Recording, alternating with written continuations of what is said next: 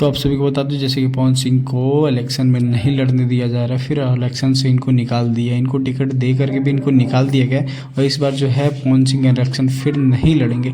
Guys पूरी video की सच्चाई जानने के लिए हमें चैनल को सब्सक्राइब करें, बाकी लास्ट तक जरूर वीडियो देखें क्योंकि मैं बता रहा हूँ आप सभी को पवन सिंह जो है आरा से इलेक्शन लड़ने वाले थे इस बार, लेकिन क्या हुआ कि पवन सिंह कि कोई मिस्टेक की वजह से स्टेट शो के वजह से जो है खुलासा नहीं किया गया है, लेकिन इसे गुप्त रखा गया, उसके वजह से ही पवन सिंह को है इलेक्शन से निकाल दिया गया। इनको डायरेक्ट बोल दिया गया कि आप कभी भी इलेक्शन में नहीं लड़ सकेंगे।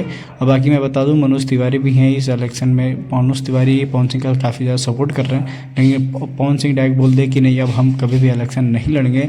पब्लिक में भी माफ़ी मांग लिए हैं, बोल दिए कि अब हम इलेक्शन नहीं लड़ने वाले हैं क्योंकि बार बार हमारा अपमान हो रहा है, इलेक्शन हम नहीं लड़ेंगे। बाकी पब्लिक का सेवा करना चाहते थे, अब नहीं कर सकेंगे।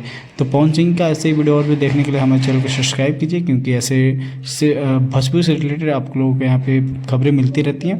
बाकी चैनल को सब्सक्राइब कीजिए। पवन सिंह की ये वीडियो कैसी लगी, आप लोगों को क्या लगता है कमेंट करके ज़रूर बताइए क्योंकि आपका कमेंट बहुत ही ज़रूरी है। थैंक यू फॉर वॉचिंग, धन्यवाद, बाय बाय।